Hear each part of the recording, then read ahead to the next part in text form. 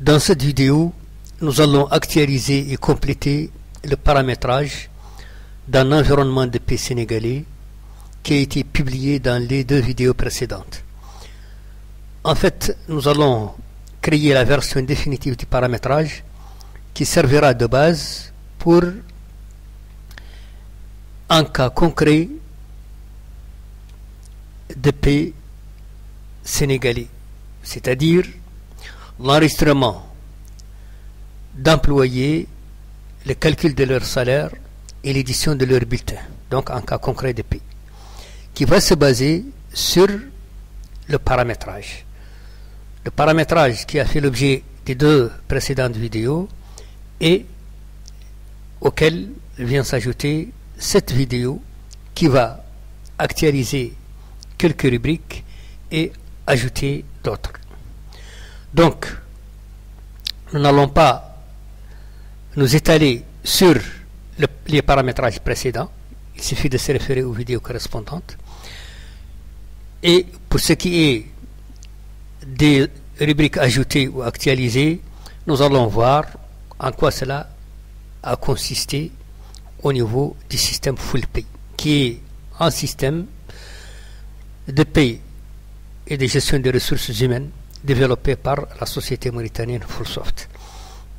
Donc nous allons passer directement à la gestion des rubriques.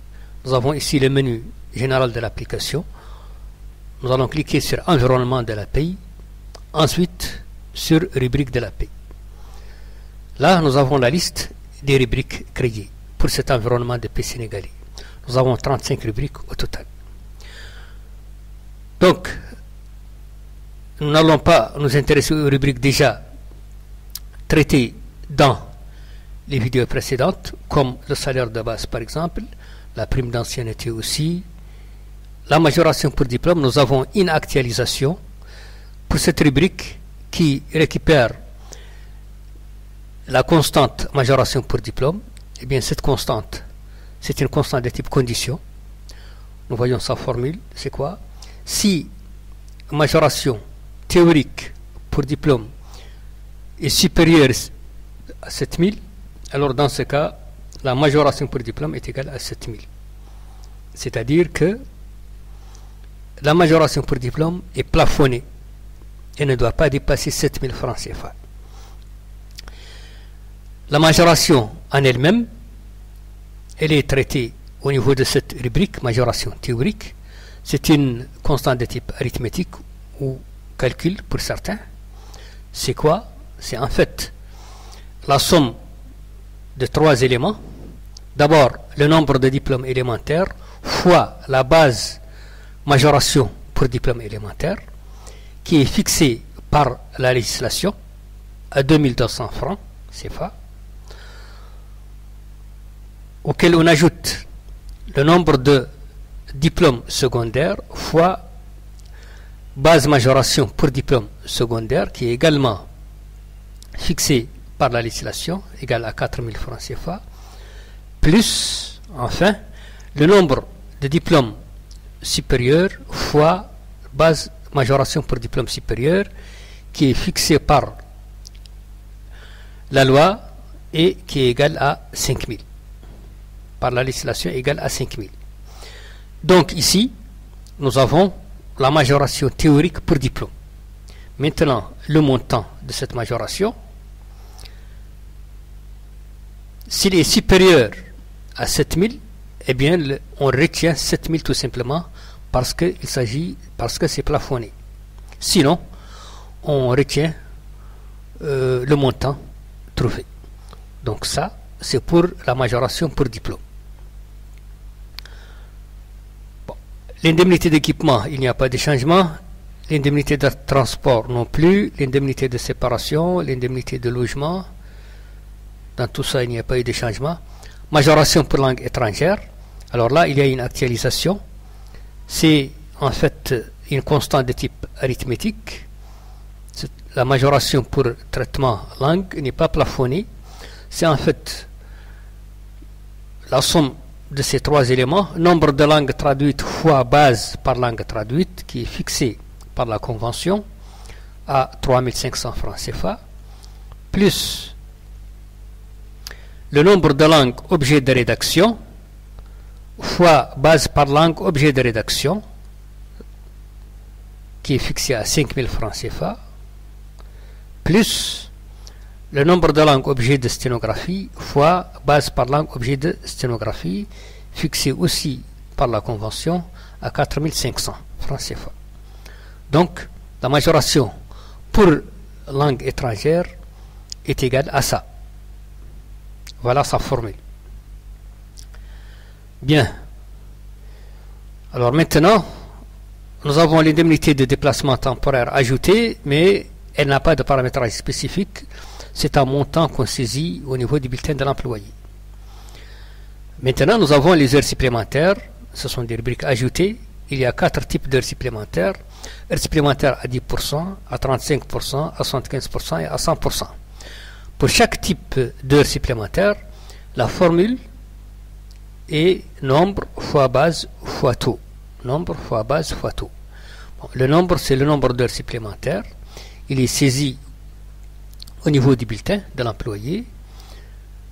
La base, c'est la base horaire. Alors la base horaire, c'est quoi? C'est une constante de type arithmétique ou calcul. Elle est égale au salaire de base catégoriel divisé par 173,33, c'est-à-dire le nombre d'heures de travail légal par mois. C'est cela la base horaire.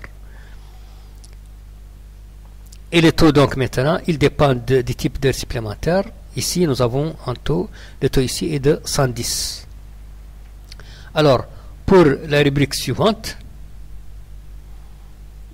c'est-à-dire heures supplémentaires à 35%, le taux va changer. On aura donc un taux de 135. Pour la rubrique suivante, le taux sera de 175. Et enfin, pour le type heure supplémentaire à 100%, le taux est égal à 200. Donc voilà pour les heures supplémentaires. Alors, maintenant on vient au niveau des cotisations. Pour les cotisations, rien n'a changé. Nous avons les mêmes paramétrages que précédemment vus. Donc on les dépasse. Prestations familiales, accident du travail, maladie professionnelle, prévoyance retraite, retraite complémentaire cadre, maladie IPM. Et on vient maintenant au niveau de l'impôt. L'IR, l'IRPP, impôt sur les revenus des personnes physiques, retenu à la source par l'employeur. Alors, l'IR, donc, c'est un montant qui est retenu sur le salaire de l'employé. Il est déterminé sur la base des dispositions légales. Et donc, il est nécessaire, normalement, de fournir à l'employé tous les éléments qui interviennent dans la détermination de l'impôt qui lui sera retenu.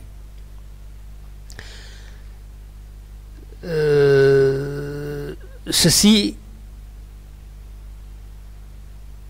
va permettre à l'employé d'être assuré que le montant calculé par l'établissement et retenu sur son salaire est un montant exact, qu'il peut vérifier lui-même ou confier sa vérification à une tierce partie, une autre personne qui s'y connaît.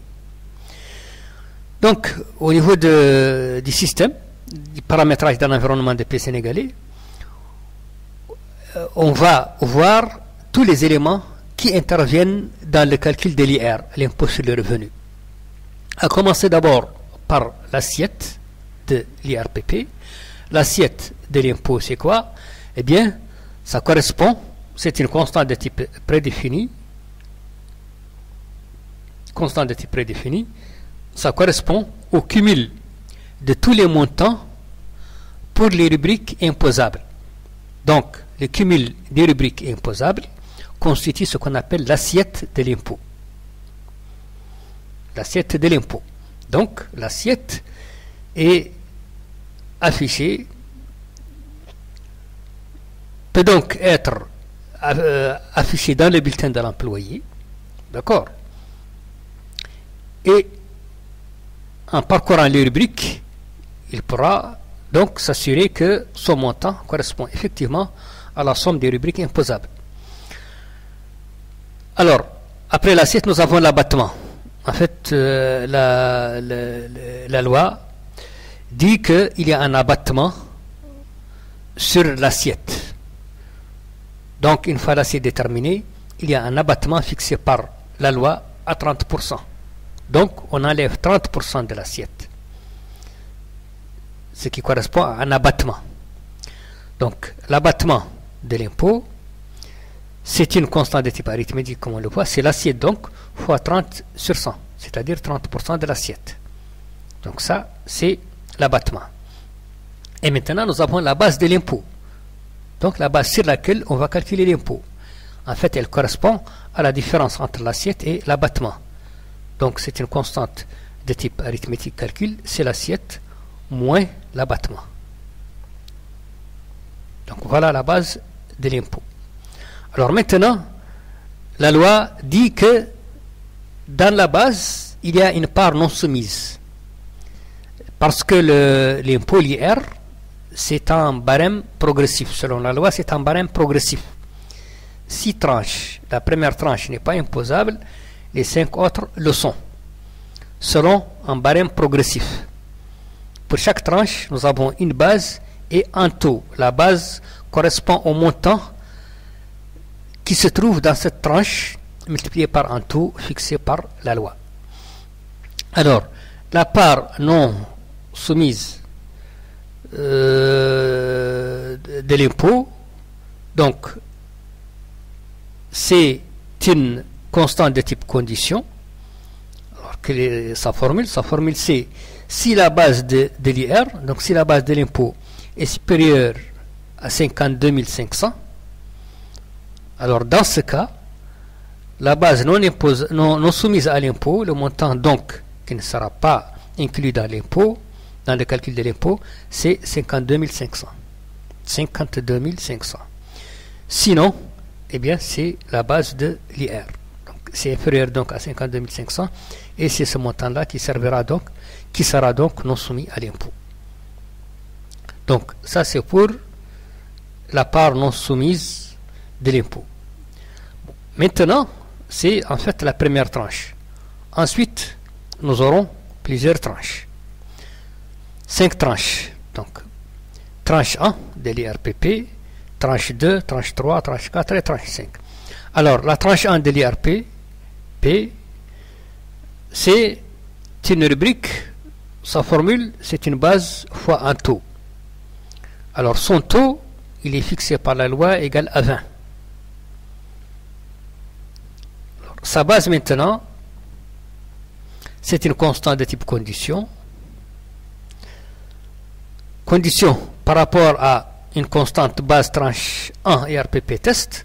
Alors, si la base de l'IRPP qu'on a vu est supérieure à 52 500 et inférieure ou égale à 125 000, alors dans ce cas, la base tranche 1 de l'IRPP, c'est ça. C'est base de l'IRPP moins 52 500. Donc on prend ce qu'il y a entre la base et la première borne, 52 500. Cela va servir de base. Qu'on multiplie par le taux pour avoir le montant correspondant à la tranche. Alors, sinon, il y a un test complémentaire à effectuer. Sinon, si la base est supérieure à 52 500, eh bien, la base de la tranche correspondra à la différence entre la première borne et la deuxième borne, c'est-à-dire entre 125 000 et 52 500, ce qui donne 72 500. Donc, dans ce cas, la base est de 72 500, qu'on multiplie par le taux pour avoir le montant de l'impôt pour la première tranche. Alors, sinon, Sinon, c'est que c'est inférieur à 52 500 et donc égal à 0. Donc, ça, c'est pour la première tranche. Alors, pour la deuxième tranche, le principe est le même, base fois taux. Alors, le taux, il est fixé à 30%. Et la base, c'est une condition. Donc, c'est une tranche. Si c'est compris entre 125 000, la deuxième tranche donc, et 333 333, alors dans ce cas, ce qui est retenu, c'est base tranche 2 IRPP qui est égal à base de l'IRPP moins 125 000. Donc, on enlève la première borne. Eh bien, sinon, on a un test. Donc, si c'est supérieur à la deuxième borne, 333 333, eh bien, la base, ça va être la différence entre la deuxième borne et la première borne. C'est-à-dire 333 333 moins 125 000, ce qui nous donne 208 333. Sinon, c'est égal à 0.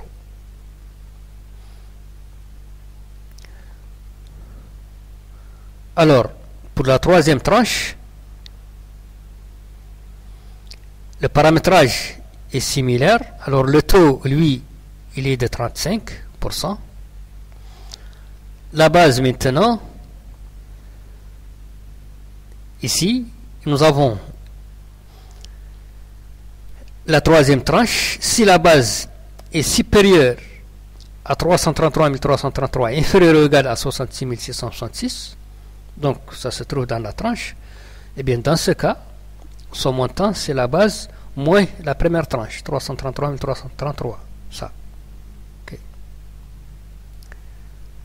Et bien sinon, le test suivant nous dit que si la base est supérieure à la deuxième borne, 666 666, eh bien le montant est égal à la différence entre les deux bornes, donc ça moins ça, ce qui nous donne ça.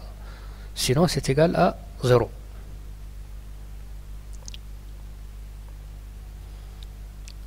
Alors, quatrième tranche maintenant.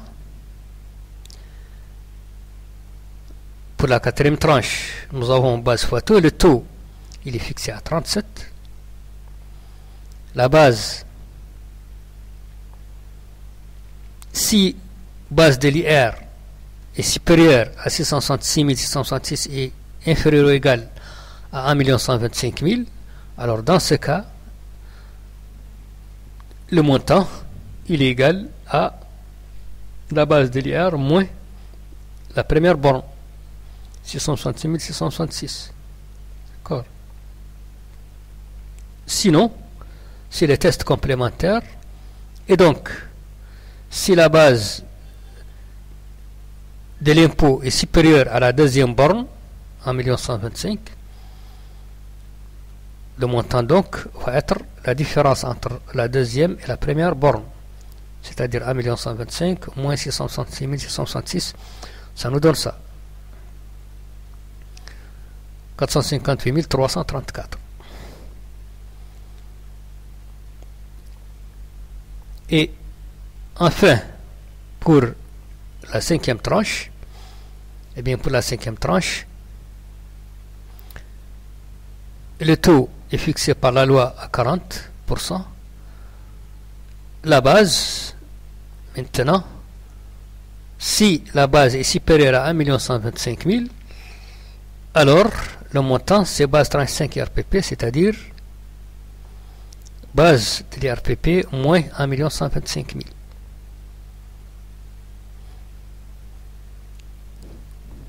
Donc,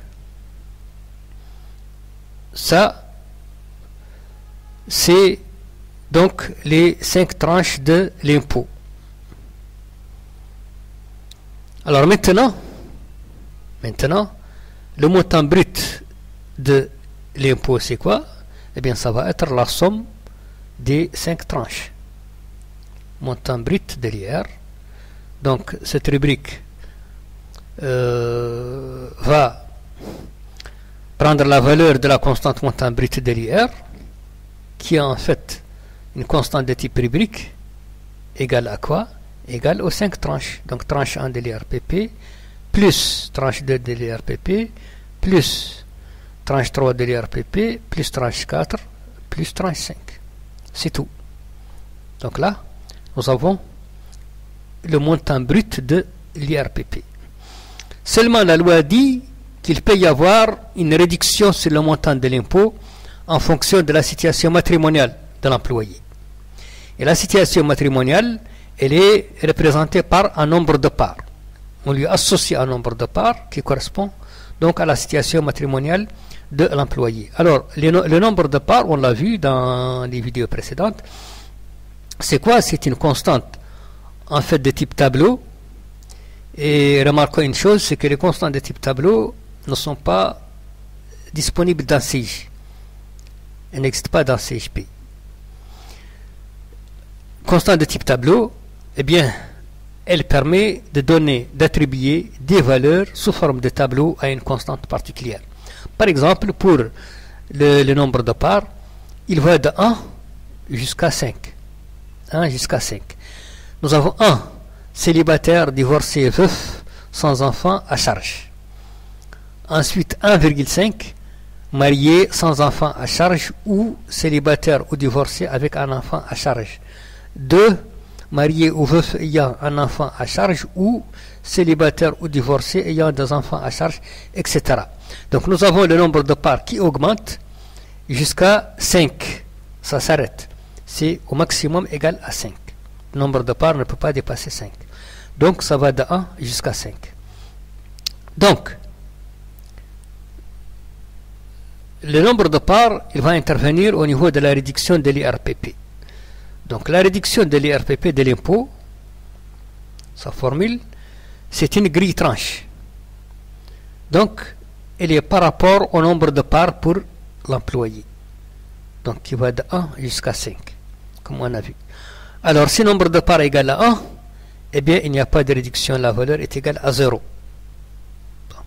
Maintenant, si le nombre de parts est égal à 1,5, la réduction, elle est donnée par cette formule, cette constante. Cette constante, c'est par rapport à la réduction brute de l'IRPP. Nous avons vu la réduction brute de l'IRPP dans la vidéo précédente, donc c'est référé à ça. Donc, si la réduction brute de l'IRPP est inférieure ou égale à 8333,33, alors la réduction de l'IRPP pour un taux de 10% est égale à 8333,33. C'est-à-dire que la réduction, elle a une valeur minimale et une valeur maximale. D'accord? Elle est fonction de la réduction brute de l'IRPP. Maintenant, si la réduction brute est inférieure à la valeur minimale, on prend la valeur minimale. Si elle est supérieure à la valeur maximale, on prend la valeur maximale. Sinon, on la prend telle qu'elle. Donc voilà pour la réduction. Si maintenant le nombre de parts est égal à 2, alors la réduction, elle est donnée par cette formule. Donc, si réduction brute de l'IRPP est inférieure à 16 666,66, on retient 16 666,66, donc c'est une valeur minimale, c'est la valeur minimale. Si elle est supérieure à 41 666,66, on retient 41 666,66, sinon on la prend telle qu'elle. Et voilà. Donc, pour chaque nombre de parts, on a une réduction spécifique suivant un taux. Donc, le taux ici, on l'a mis en indice. Par exemple, pour 1,5, le taux est de 10. Si c'est 2, le taux est de 15. Si c'est 2,5, le taux de réduction est de 20. Si le nombre de parts est égal à 3, le taux de réduction associé est 25. Si c'est 3,5, le taux associé est 30. Si c'est 4, le taux associé est 35. Si c'est 4,5, le taux associé est 40. Et si c'est égal à 5, le taux associé est de 45. Donc voilà la réduction de l'impôt. Alors, la retenue maintenant nette de l'impôt, eh bien, c'est une constante de type condition. C'est-à-dire que pour le montant net de l'IRPP, on regarde la différence entre le brut, et la réduction. D'accord? Donc, la différence entre le brut de l'impôt et la réduction est égale au brut moins réduction. D'accord? Donc, si cette valeur est positive, si nous avons une valeur positive, eh bien, le net de l'impôt va correspondre à cette différence entre le brut et la réduction. Sinon, c'est égal à 0. C'est égal à 0.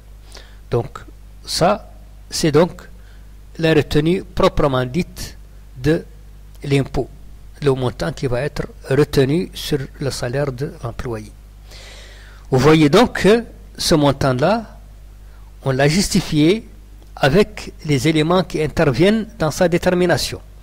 Et donc, ces rubriques, il est recommandé de les afficher sur le bulletin de l'employé pour que celui-ci, pour qu'on lui fournisse les justificatifs de la retenue effectuée sur son salaire. Bon. Alors, donc ça c'est pour l'IR. Maintenant, nous avons deux impôts. Il y a l'impôt trim F, donc taxe sur l'impôt minimum forfaitaire. Eh bien, elle récupère la valeur de la constante, donc montant trim F. Sa formule, eh bien, elle est là. La taxe sur l'impôt minimum forfaitaire, elle est fonction de la base de la taxe. Alors, la base de la taxe, c'est quoi? Sa formule, c'est le salaire brut plus les avantages en nature. Voilà la base de la taxe, c'est l'impôt minimum forfaitaire, trim F. Donc le brut plus les avantages en nature. Alors maintenant, si cette base est inférieure strictement à 50 000 francs CFA, alors le montant de la trim F c'est 75 francs. Si c'est compris entre 50 000 et 83 333,33, dans ce cas, le montant de la taxe trim F est de 300 francs. Si c'est compris entre 83 333,33 et 166,66, la taxe est égale à 400. Si c'est compris entre 166 166,66 et 583 333,33, le montant est égal à 1000. Si c'est compris entre 583 333,33 et 1 million de francs, le montant de la taxe est égal à 1500 francs. Et si supérieur à 1 million, le montant de la taxe est fixé à 3000 francs CFA. Donc voilà le montant de la trim F.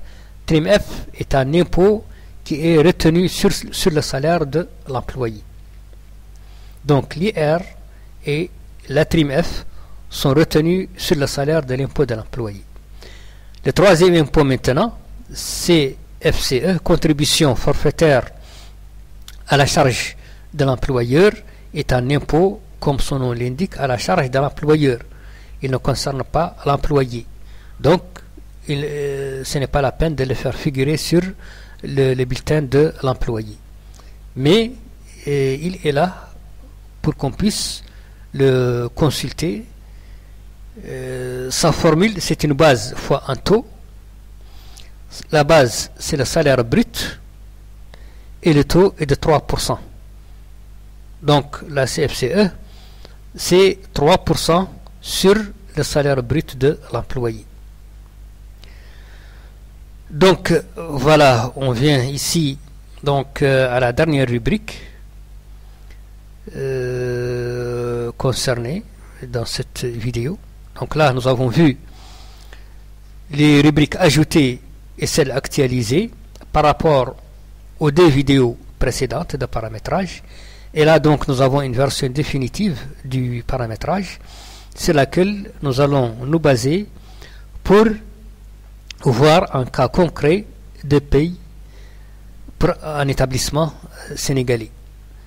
Donc, des employés enregistrés, des salaires calculés, des bulletins édités.